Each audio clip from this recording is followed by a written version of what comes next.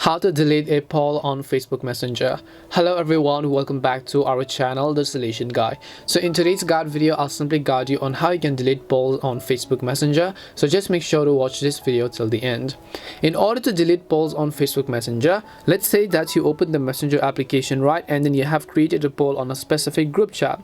But now you want to go ahead and then delete this poll because maybe you regret it or maybe you're not getting enough responses. How do we go ahead and then do that? Well, whenever you actually send a message on the group chat, right, you have the option to even unsend it by just long pressing on it, tapping on the three dots, tapping on remove, and then removing for you or removing for everybody, which is the unsend button, right? And when you unsend it, of course no one else will be able to see that message unless they haven't already seen it. But in case of polls, that is not how it really works, because you can see even if I long press on it, I will not enable any type of option to maybe remove it or to delete it or to just unsend it.